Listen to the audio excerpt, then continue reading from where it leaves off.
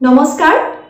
আশা কৰো আপোনালোক ভালে আছে মই ডক্টৰ মধুস্মিতা ঘোষ পেছাত এগৰাকী ফিজিঅথেৰাপিষ্ট আৰু এই চেনেলটোত আপোনালোকৰ লগত কথা বতৰা পাতো স্বাস্থ্য সম্বন্ধীয় কিছুমান টপিকছত আজি মই আপোনালোকৰ লগত কথা পাতিবলৈ লৈছো বেলছ পালচিৰ বিষয়ে বেলছ পালচি মই মানে যদি সাধাৰণ ভাষাত আপোনালোকক বুজাব খুজো আমাৰ মুখখনৰ এটা সাইডত হৈ যোৱা প্যাৰালাইসিস বা উইকনেছৰ বিষয়ে বহুত বাৰ দেখা যায় যে কি কাৰণে এনেকুৱা প্যাৰালাইসিস হৈছে এটো ক'ব পৰা নাযায় কিন্তু কিবা ভাইৰাল ইনফেকশনছৰ পিছত বা কিবা ঠাণ্ডা দিনতো এনেকুৱা দেখা যায় যে মানুহ এজনৰ বা মানুহ এগৰাকীৰ মুখখনৰ এটা সাইড মানে একদম মুখখন আপুনি ভাগ কৰি দিও এটা সাইড একেবাৰে কাম নকৰা হৈ যায় চকু কেইটা মানুহজনে বা মানুহগৰাকীয়ে জপাব নোৱাৰে আৰু ইয়াৰ বাবে মুখৰ এটা সাইডৰ পৰা পানী উলাই থাকে কেতিয়াবা চকুৰ পৰা পানী উলাই থাকে আৰু মানুহজনে বা মানুহগৰাকীয়ে মুখখন এক্টিভলি এটা সাইডৰ মুখখন ব্যৱহাৰ কৰিব নোৱাৰে তাৰ বাবে ভাত পানী খাওঁতে সুবাওঁতেও দেখা যায় যে এটা সাইডৰ পৰা বাহিৰলে উলাই গৈছে সো এই অসুবিধাটো কোৱা হয় বেলছ পালচি আৰু ফেশিয়াল নাৰ্ভৰ কিবা সোয়েলিং বা ইৰিটেশন হলে এনেকুৱা ধৰণৰ অসুবিধা দেখা যায় এতিয়া তাৰ বিষয়ে মই বেছিকে কৈ লাভ নাই আপোনালোকে ইমান বুজি নাপাব মেডিকেল ভাষাত ক'বলৈ গলে এটোৱে বুজি লওক যে কন্ডিশনটো হৈছে মানুহ এজন বা মানুহ এগৰাকীৰ মুখৰ এটা সাইডটো কিবা বেকা নিচিনা হৈ গৈছে চকুটো তেওঁ জপাব পৰা নাই আৰু ভালকে সুবাব মেলিব পৰা নাই তেনেকুৱা ধৰণৰ অসুবিধা এতিয়া এনেকুৱা হলে কি হয় যেতিয়া মানুহজনে হাঁহেও তেতিয়াও মুখখন এটা সাইডে কিবা এটা বেকা হৈ যোৱা যেন অনুভৱ হয় সেইবাবে কসমেটিক এপিয়াৰেন্সটো বেয়া হয় মানে দেখিবলৈও ভাল নালাগে আৰু সেইবাবে মানসিকভাৱেও এই মানুহ এজনক যথেষ্ট মানে কি কও ডিপ্ৰেস কৰি পেলাই বা মানুহজনৰ মনটো ভাঙি পৰে যে ভাল হ'বনে নাই এখিনিত মই আপোনালোকক কৈ দিও যে ম্যাক্সিমাম পেশেন্টছে ৰিকভাৰি কৰি লয় 6 মাহ মান সময় লাগে অসুবিধাটো ভাল হয় যদি উইকনেছটো অলপমান হৈছে তেতিয়া হলে হয়তো এমাহ মানৰ ভিতৰটো ভাল হৈ যাব পাৰে আৰু এজ এ ফিজিঅথেৰাপিষ্ট মই এই কথাটো আপোনালোকক ক'ব বিচাৰিম যে দৰব আপোনালোকে ডক্টৰে দিয়া অনুসৰি নিশ্চয় খাব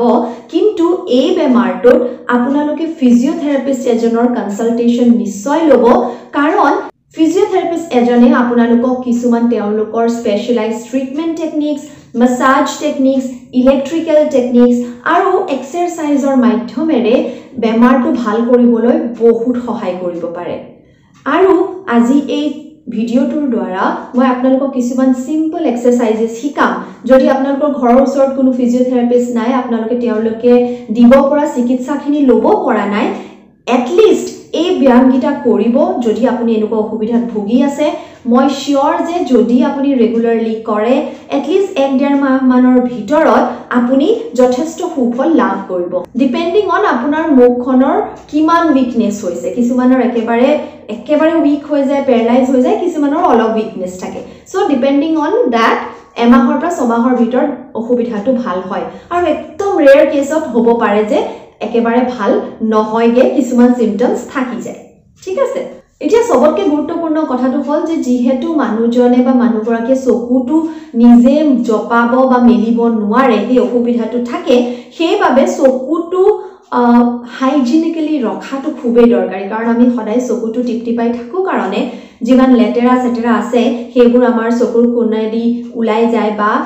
চকুটো এটা লুব্ৰিকেশন পাই থাকে সেইবাবে এনেকুৱা এজন ব্যক্তিৰ চকু কেইটা পৰিষ্কাৰ কৰি ৰখাটো খুবেই দৰকাৰী আৰু ৰাতি দৰকাৰ হলে জপাই পেলাই কিবা টেপ বা তেনেকে দি পেলাই আপুনি ফিজিঅথেৰাপিষ্ট এজনক উঠিলে ভালকে বুজাই দিব ধুনিয়াকে বন্ধ কৰি থলে ভাল ডক্টৰে হয়তো আপোনাক কিবা চকু দিবলৈ সলিউশন দিব পাৰে এয়া হৈ গল প্ৰথমখিনি কথা এতিয়া আহো কিছুমান এক্সাৰসাইজৰ কথা লৈ মানে কেনেকুৱা ধৰণৰ এক্সাৰসাইজ আপোনালোকে কৰিব পাৰে সো পোন প্ৰথমে আপোনালোকে কি কৰিব লাগিব নিজৰ চকু সেলাৰি গিজুৰ ওপৰলৈ নিবলৈ চেষ্টা কৰিব লাগিব এনেকে আইনা এখনৰ সন্মুখত ৰৈ লব ৰৈ লৈ যে মই যি ধৰণে কৰিছো তেনেকে সহজে আপুনি হয়তো কৰিব নোৱাৰিব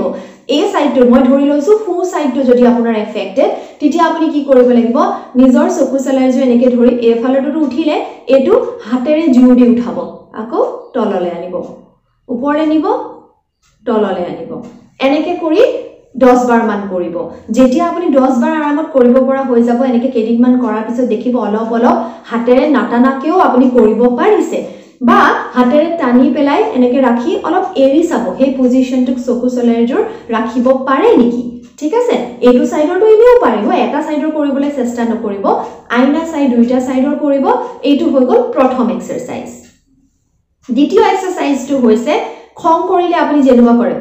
এনেকে চকু চলাই গিজুৰ উছৰলে আনিবলে এতিয়া মই পাৰিছো কাৰণ মোৰ অসুবিধা নাই যদি আপোনাৰ অসুবিধা আছে আপুনি এনেকে ঠেলি পেলাই এই সাইডৰ চকু চলাইজোৰ উছৰলে নিবলৈ চেষ্টা কৰিব এই ফালৰ পৰাটো ইনিও পাৰিব আনিব ঠিক আছে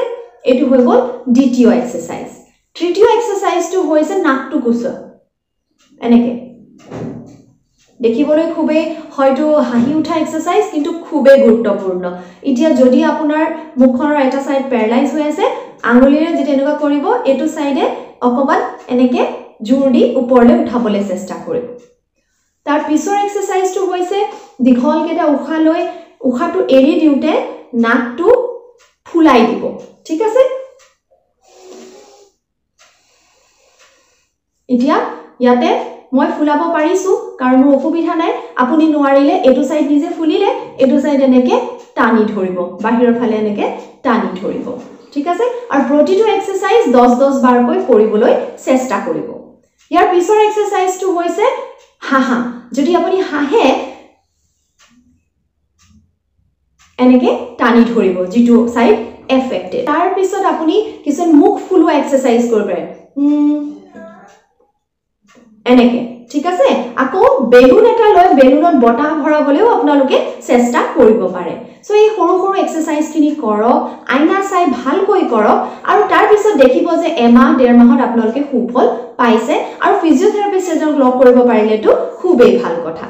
আশা কৰো ভিডিওটো আপোনালোকৰ বাবে ইউজফুল আছিল এনেকুৱা ধৰণৰ মেডিকেল ৰিলেটেড এডভাইস পাবলে আপোনালোকে মোৰ চেনেলটো চাব পাৰে কিন্তু মই সদায় কওঁ ডক্টৰ বা ফিজিওথেৰাপিষ্ট এজনক ইন পাৰসন দেখুৱাই লোৱাটো বেছি ভাল ধন্যবাদ আজিলৈ আহো আকৌ লগ পাম আৰু যদি চেনেলটো চাই ভাল পাইছে সাবস্ক্ৰাইব কৰিবলৈ নাপাহৰিব